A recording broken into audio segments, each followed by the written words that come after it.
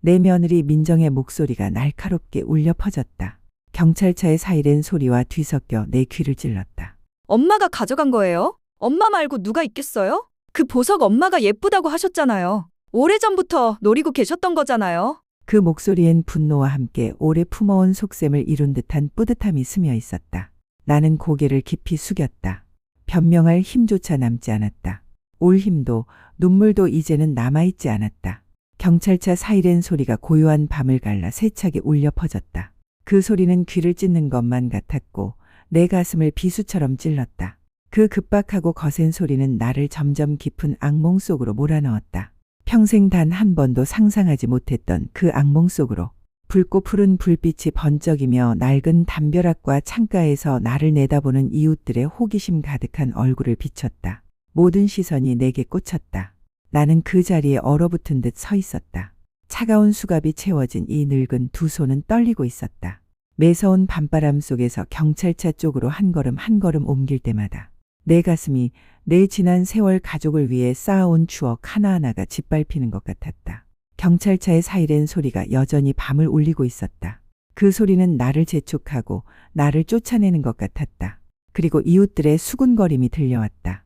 세상에, 시어머니가 며느리 물건을 훔쳤대. 그렇게 착한 척하더니 결국 그랬구나. 이보다 더 창피한 일이 어디 있대? 그 말 한마디 한마디가 송곳처럼 내 살을 찔렀다. 그리고 나는 그 아이를 보았다. 내가 평생을 바쳐 키운 내 아들. 올 때 안아달래고 먹을 걸 양보하며 품어 키운 그 아들을. 그 아이는 고개를 떨군 채 서 있었다. 주먹은 꼭 쥐어졌지만 입술은 굳게 다문 채 아무 말도 하지 못했다. 그 아이는 나를 바라보지 않았다. 나를 변호하지 않았다. 나는 그 아이를 바라보았다.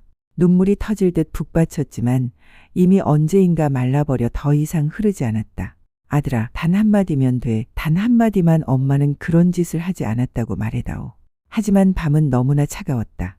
내 마음속 절규마저도 바람 속에 흩어져 사라졌다. 낯선 손이 나를 살짝 밀어 경찰차 쪽으로 이끌었다. 나는 마지막으로 한때 나의 보금자리라 믿었던 그 집을 돌아보았다. 현관의 노란 불빛은 어둡고 스산하게 번져 있었다. 그리고 그 불빛 아래 내가 세상에서 가장 사랑한 아이, 내 손자의 동그랗고 맑은 눈이 눈물로 젖어 있었다. 할머니, 작고 떨리는 그 목소리는 내 가슴을 산산조각냈다. 나는 그 아이를 안심시키고 싶어 했어 웃으려 했다. 하지만 내 입술은 떨리기만 했고 그 웃음은 너무도 비틀리고 초라했다. 경찰차 문이 쾅 소리를 내며 닫혔다. 그 차갑고 무정한 금소금은 내 남은 믿음, 내 남은 삶을 송두리째 무덤처럼 덮어버리는 소리였다. 사이렌 소리가 다시 울려 퍼졌다. 더욱 시끄럽고 더욱 급박하게. 나는 그 소리에 점점 멀어져 갔다. 점점 멀어지는 그 집, 내가 한평생을 바쳐 지켜온 그 집. 그 순간 나는 그저 마음속으로 되뇌었다. 나는 훔치지 않았다. 나는 그저 자식과 손주가 평안하기만을 바라는 엄마였고 할머니였을 뿐이다. 멀어져가는 사이렌 소리는 여전히 귓가에 메아리쳤다. 그 날카로운 소리는 마치 지친 내 심장을 망치로 내리치는 것 같았다. 나는 차 안에 가만히 앉아 있었다. 수갑에 채워진 늙은 두 손은 차갑고 다리 위에서 미세하게 떨리고 있었다. 두려움 때문이 아니었다. 그 떨림은 참을 수 없는 고통 때문이었다. 숨조차 막힐 만큼의 고통.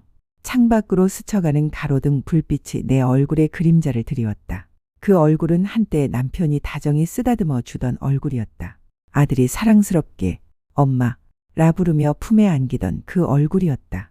하지만 지금 그 얼굴은 나 자신의 눈에조차 의심받고 버림받은 이의 쓸쓸한 그림자일 뿐이었다. 밤바람은 창틈으로 스며들어 뼛속까지 시렸다.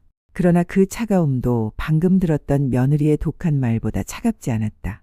아들의 고개 숙인 시선, 그 외면이 내 가슴을 더 아프게 파고들었다. 내 모든 걸 바쳐 길러낸 그 아이의 그 눈빛보다 더 서늘한 것은 없었다. 나는 눈을 감았다. 살며시 감긴 눈꺼풀 뒤 어둠은 조금의 평온도 가져다 주지 않았다. 오히려 그 어둠은 나를 더 깊고 캄캄한 공간으로 이끌었다. 그곳에서 내 지난 세월의 기억들이 느릿한 필름처럼 다시 펼쳐졌다. 마치 어제 일인 듯 선명한 모습들. 내가 눈물을 훔치며 고향을 떠나 낡은 여행 가방 하나를 들고 아들과 며느리 집이 있는 도시로 올라오던 날. 가족과 함께 살며 서로 의지하고 온기를 느끼고자 했던 그날. 처음으로 온 가족을 위해 밥상을 차리고 그 밥상을 바라보며 가슴 벅차올랐던 그날. 하지만 그 후 하나둘씩 쌓여간 말의 가시, 싫은 기색이 스친 눈빛, 부엌에서 밀려나던 순간들.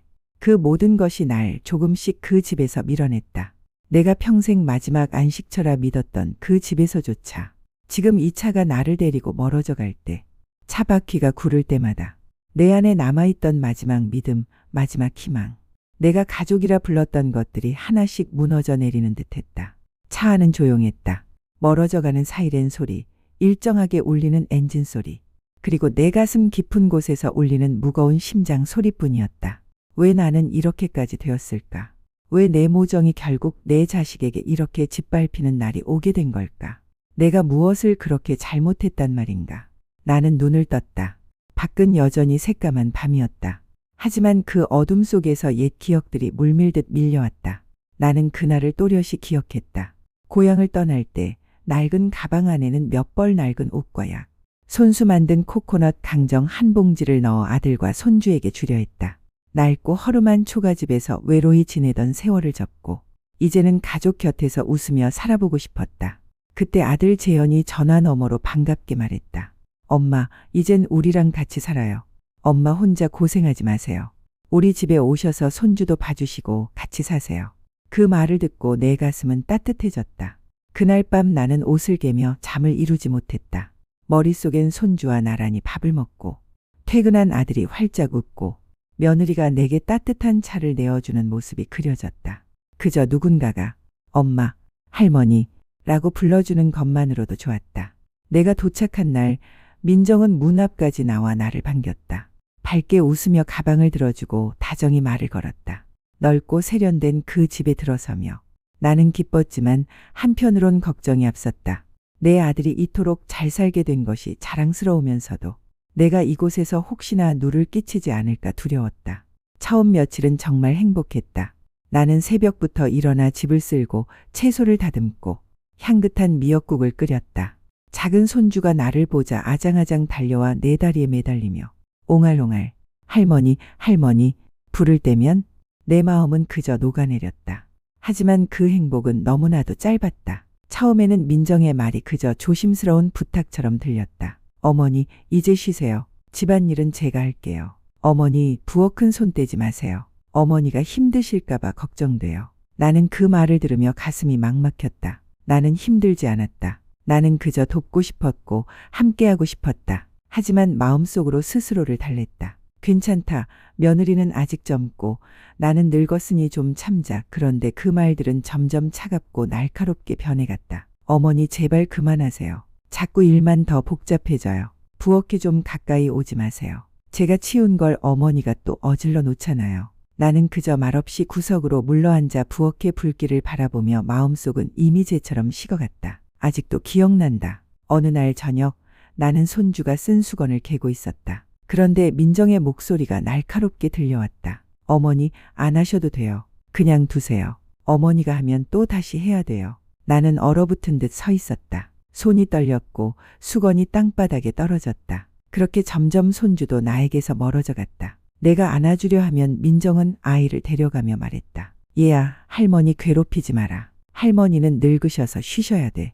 나는 혼자 방에 앉아 처음 이 집에 와서 손주와 함께 찍었던 사진을 바라보며 눈물을 줄줄 흘렸다. 내 아들 재현은 내가 장마철 배고픔을 참고 밥을 양보하며 키운 그 아이는 이제 바빠서 나와 대화할 시간도 없었다. 민정이 내게 소리를 지를 때면 그저 한숨만 쉬고 자리를 피할 뿐이었다. 나는 마음속으로 간절히 바랐다. 단 한 번이라도 그 아이가 내 손을 잡고 엄마 속상해하지 마세요. 엄마 마음 알아요. 라고 말해주기를.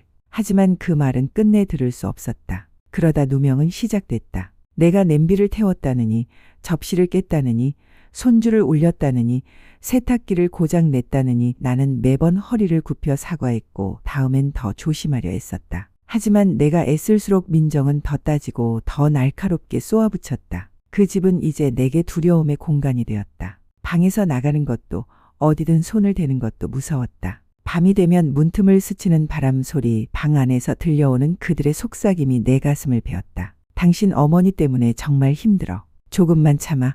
왜 어머니를 시골로 돌려보내지 않아? 아니면 요양원이라도. 그 말 하나하나가 내 마음에 금이 가게 했다. 그러다 어느 날 금고 열쇠를 잃어버렸다는 누명을 쓰고 나는 몰래 작은 카메라를 집 구석에 숨겼다. 혹시라도 억울한 일이 생기면 그게 내 마지막 증명이 될까봐. 설마 그 카메라가 그 끔찍했던 밤 내 구원이 될 줄은 몰랐다. 그날 밤 온갖 말들이 내 자존심을 깎아내리고 내가 믿었던 가족이란 이름마저 무너뜨리던 그날. 고요를 찢는 비명. 어머니가 가져갔죠? 내 보석 세트 어디 있어요? 민정의 울부짖음, 부서지는 물건 소리, 쾅쾅 울리는 발소리, 벌컥 열리는 문소리 모두가 내 귀를 때리며 내 정신을 휘청거리게 했다. 나는 거실 한복판에서 돌처럼 굳어 서 있었다. 민정은 눈물로 젖은 얼굴로 내 얼굴을 가리키며 소리쳤다. 보세요. 장롱이 활짝 열려 있고 보석은 사라졌어요. 여기서 어머니 말고 누가 그랬겠어요? 재현이 나와서 파랗게 질린 얼굴로 나를 보았다가 아내를 보았다. 그리고 말이 없었다.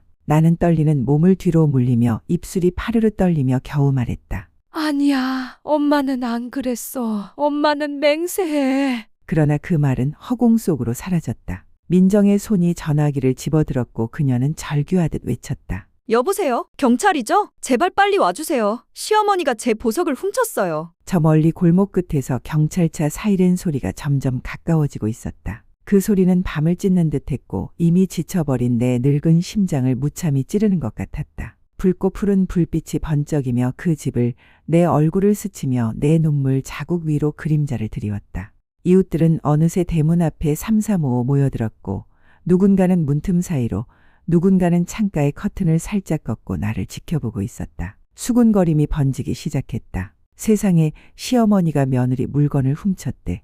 누가 그런 짓을 할 줄 알았겠어. 그렇게 착해 보이더니 인생 참. 나는 그 자리에 얼어붙은 듯 서 있었다. 다리가 떨리고 가슴은 주체할 수 없이 요동쳤다. 수치스러움과 억울함이 뒤엉켜 목이 막혔다. 나는 소리치고 싶었다. 아니야, 나 아니야. 며느리가 꾸며낸 거야. 하지만 목구멍은 막혀 한마디도 나오지 않았다. 수많은 눈초리와 바늘처럼 찌르는 수군거림 속에서 나는 그저 고개를 떨궜고 뜨거운 눈물이 쭈글쭈글한 두 손 위로 뚝뚝 떨어졌다. 민정은 흐느끼며 경찰 앞에 나서서 소리쳤다. 우리 시어머니예요. 그분이 제 보석을 훔치셨어요. 몇 년을 모은 돈으로 산 건데요. 경찰은 나를 바라보았다. 그 눈빛에는 분노는 없었다. 다만 이런 어처구니 없는 사건을 너무도 많이 본 사람들의 무덤덤함만이 담겨 있었다. 내가 청춘을 다 바쳐 키운 내 아들 재현은 그 자리에 가만히 서 있었다. 주먹을 꽉 쥔 손이 떨리고 있었지만 그는 나를 보지도 말하지도 않았다. 그는 침묵했고 그저 이 수치스러운 소용돌이 속에 어머니를 내버려 두었다. 한 경찰이 다가와 부드럽지만 단호한 목소리로 말했다. 저희와 함께 가시죠. 사실관계를 확인해야 합니다. 내 두 다리는 힘이 풀렸고 설마 내 생에 이런 날이 올 줄은 몰랐다. 내가 자식과 이웃들 앞에서 죄인처럼 끌려가는 날이. 경찰차에 올라타자 무거운 철문이 쾅하고 닫혔다. 그 소리는 마치 판결문 같았다. 나는 차 안구석에 웅크렸고 수갑에 채워진 손은 떨렸다. 창밖 가로등 불빛이 지나가며 내 얼굴 위로 어긋난 빗줄기를 던졌다. 그 빗줄기는 산산조각 난 내 인생 같았다. 차갑고 적막한 차량 안 나는 눈을 감았다. 그리고 그 절망의 끝자락에서 문득 희미한 희망이 스쳤다. 카메라였다. 거실 구석에 몰래 숨겨두었던 그 작은 카메라. 그 카메라는 여전히 거기 있었고 모든 것을 담아내고 있었다. 나는 고개를 들어 경찰을 바라보며 떨리는 목소리로 말했다. 제발 부탁입니다. 우리 집에 카메라가 있습니다. 확인해 주세요. 저는 그런 짓을 하지 않았어요. 저는 억울합니다. 경찰은 잠시 놀란 듯한 표정을 지었다. 카메라가 있다고요?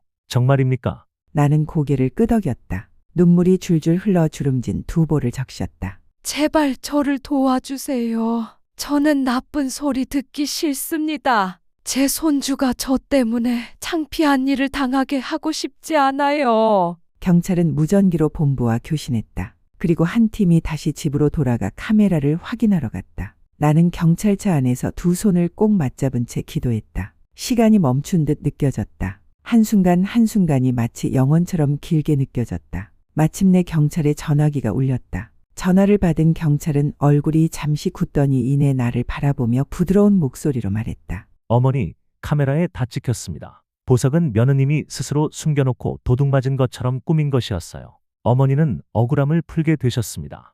그 말을 들었을 때 내 눈물은 와르르 터져 나왔다. 기쁨의 눈물이 아니었다. 그저 오랫동안 쌓였던 수치와 억울함, 그리고 참고 견뎌왔던 모든 것들이 터져 나오는 눈물이었다. 경찰은 나를 집으로 데려다 주었다. 민정은 경찰을 보자 얼굴이 창백해지며 입술을 떨며 말했다. 저 일부러 그런 건 아니었어요. 그냥 겁만 주려 했던 거예요. 재현은 내 발치에 무릎을 꿇고 울었다. 엄마, 미안해요. 이렇게 될 줄 몰랐어요. 제발 용서해 주세요. 나는 그들을 바라보았다. 이제 분노조차 남아있지 않았다. 그저 공허함만이 가슴 깊이 자리하고 있었다. 그리고 아주 깊은 슬픔, 그 무엇보다 아픈 가족에게 버림받은 어머니의 슬픔이었다. 이제서야 너희도 알겠지. 누가 진짜 불쌍한 사람인지. 나는 천천히 돌아서 집 안으로 걸어 들어갔다. 하지만 나는 이미 알고 있었다. 이 집은 더 이상 내 집이 아니라는 것을. 그날 밤 나는 결백을 증명했지만 마음은 조금도 가벼워지지 않았다. 나는 복도 끝 작은 방에 홀로 앉아 있었다. 처음 이 집에 왔을 때 그저 조용히 안식을 꿈꾸며 머물던 그 방이었다. 사방벽은 고요했고 희미한 노란 불빛이 내마르고 여윈 그림자를 비췄다. 나는 천장을 바라보았다. 너무 많이 흘려 이제는 메마른 내 두 눈. 밖에서는 이웃의 수군거림, 재현의 뒤늦은 눈물, 민정의 더듬거리는 변명이 들려왔다. 하지만 이제 그 소리들은 내 귀에 먼 메아리처럼 아득할 뿐이었다. 나는 내 심장의 둔탁한 박동을 들었다. 지치고 공허했다. 나는 수년 동안 참고 희생하며 이 집이 평안하길 바랐다. 내가 참고 견디기만 하면 언젠가는 나를 이해해 주리라 믿었다. 하지만 아니었다. 현실은 내가 생각했던 것보다 더 잔혹했다. 나는 깨달았다. 이제는 놓아주어야 할 때임을. 그건 화나 미움 때문이 아니라 더 이상 스스로를 이 상처 속에 가두어 두고 싶지 않았기 때문이었다. 나는 그렇게 밤을 지새우며 새벽빛이 창가에 스며들 때까지 앉아 있었다. 새로운 하루가 밝아왔고 나 또한 나를 위한 새로운 삶을 시작하기로 마음먹었다. 그 아침 창문 너머 희미한 햇살이 작은 방을 비췄다. 그 빛은 방을 따뜻하게 데우지는 못했지만 갈라진 벽틈, 먼지 쌓인 책장, 그리고 내가 홀로 쓸쓸히 살아온 세월의 자취를 또렷하게 드러내 주었다. 나는 침대 가장자리에 앉아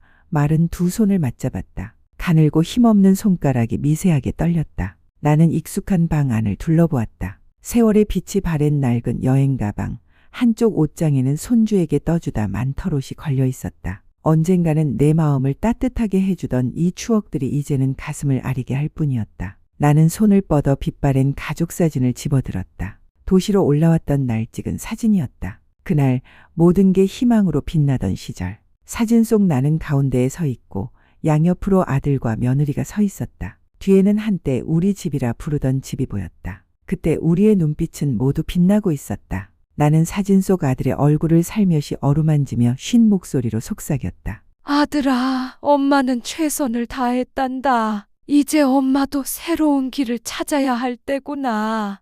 나는 자리에서 일어나 여행 가방을 방 한가운데로 끌어냈다. 그리고 짐을 챙기기 시작했다. 하나하나 담는 것은 모두 내 지난날의 조각이었다. 남편이 살아있을 때 내게 준 손수건, 매서운 겨울마다 껴입던 낡은 스웨터, 시장에서 한 푼 두 푼 계산하며 적어두었던 작은 수첩. 나는 이 모든 것을 오래된 가방 속에 담았다. 그건 내가 스스로 선택한 새 삶의 짐이었다. 누구에게도 얽매이지 않는 삶을 향한 준비였다. 나는 방을 나섰다. 집안은 이상할 만큼 고요했다. 고요한 가운데 무겁게 깔린 정적이 느껴졌다. 식탁은 비어 있었고 부엌은 차갑게 식어 있었다. 한때 가족의 온기가 머물던 그곳에 따뜻함은 없었다. 여행 가방을 끌며 바닥을 스치는 소리만이 그 정적을 깼다. 현관문을 열려는 순간 재현이 허겁지겁 뛰어들어왔다. 눈은 벌겋게 충혈돼 있었고 감정에 복받친 목소리가 떨렸다. 엄마, 제발 가지 마세요. 엄마 옆에 있을게요. 엄마가 원하시는 거라면 뭐든 다 할게요. 제발 저를 용서하고 여기 계세요. 그는 무릎을 꿇고 내 다리를 끌어안으며 길 잃은 아이처럼 울었다. 나는 그 머리에 손을 얹고 어릴 적처럼 조용히 쓰다듬으며 말했다. 아들아, 엄마는 너를 원망한 적이 없단다. 단 한 번도. 하지만 이제 엄마는 너무 지쳤어. 엄마 마음이 쉴 수 있는 곳이 필요하구나. 뒤에서 문틀을 붙잡고 서 있는 민정의 얼굴은 창백했고 그녀의 눈은 땅을 향해 내려앉아 있었다. 그 눈동자엔 두려움과 부끄러움 그리고 늦은 후회의 그림자가 비쳤다. 하지만 내 마음엔 더 이상 원망이 남아있지 않았다. 그저 모든 걸 내려놓는 평온함만이 자리할 뿐이었다. 나는 가방을 끌고 집을 나섰다. 걸음걸음 무거웠지만 한 걸음 내디딜 때마다 지난 세월 나를 얽매였던 올가미가 조금씩 풀려나가는 것 같았다. 나는 고향의 남은 땅을 팔아 작은 바닷가 방을 마련했다. 그곳은 번듯하지도 편리하지도 않았지만 그곳이야말로 내 마음이 자유로운 곳이었다. 누구의 눈치를 볼 필요도, 누구의 소리침을 들을 필요도 없는 곳. 아침이면 나는 바닷가를 거닐었다. 바닷바람은 머리카락 사이로 스며들었고 파도 소리는 내 마음을 달래주었다. 나는 내 손으로 밥을 짓고 빨래를 하고 나를 돌보았다. 아주 작은 일들이었지만 그 작은 일들이 내 마음을 오래 잊었던 평온으로 이끌어주었다. 내가 손을 놓기로 한 것은 사랑이 다했기 때문도 정을 끊었기 때문도 아니었다. 손을 놓기로 한 것은 이제야 깨달았기 때문이다. 더 붙들고 있으면 상처받는 건 결국 나 자신이라는 것을. 바닷가에서 보내는 나날들은 내게 그동안 잃어버렸던 평온을 하나씩 되찾게 해주었다. 아침이면 태양이 수평선 너머로 얼굴을 내밀 때 나는 차갑게 젖은 모래 위를 천천히 걸었다. 파도 소리에 귀를 기울이고 내 숨소리가 바다의 리듬과 하나 되는 순간을 느꼈다. 더는 책망하는 소리도 나를 깎아내리는 눈빛도 억울함에 목이 매던 식사 자리도 없었다. 이제는 그저 나와 나 자신이 마주할 뿐이었다. 드넓은 바다와 하늘 그리고 저녁 노을이 물드는 수평선을 바라보며 마음은 어느새 구름처럼 가벼워졌다. 가끔은 고요한 밤이면 꿈속에서 어린 시절 재현의 얼굴이 떠오르곤 했다. 반짝이던 그 눈, 엄마 하고 매달리던 그 목소리. 나는 그 꿈에서 깨어나 가슴 한구석이 뭉클해졌다가도 이내 조용히 웃곤 했다. 이제 나는 원망하지 않는다. 그저 바랄 뿐이다. 내 자식들이 깨닫기를. 아무리 강해 보이는 어머니라도 지칠 때가 있고 마음 붙일 곳이 필요하다는 사실을. 그러던 어느 날 아침 나는 작은 집의 마루에 앉아 끝없이 펼쳐진 바다를 바라보며 속으로 중얼거렸다. 이제는 내가 아이들에게 마지막 말을 남길 때가 되었구나. 아침 바닷바람은 아직 차가웠다. 나는 마루에 앉아 두 손으로 따뜻한 찻잔을 감쌌다. 손끝으로 전해지는 온기는 좋았지만 내 마음속에 퍼진 평온함에는 미치지 못했다. 내가 그 집을 떠난 지 얼마나 지났을까. 이 작은 바닷가 방에서 나는 소박한 일상을 살았다. 직접 장을 보고 소박한 밥을 짓고 빨래를 하며 스스로를 돌봤다. 나는 더 이상 그 집의 그림자 같은 존재가 아니었다. 한마디, 한 걸음마저 조심해야 하는 어머니도 아니었다. 그리고 오늘 나는 이제 아이들에게 마지막 글을 남기기로 마음먹었다. 책망도 원망도 아니었다. 지난 세월을 고이 접고 새로운 삶을 시작하기 위한 용서와 축복을 담은 마지막 인사였다. 재현아, 민정아에게.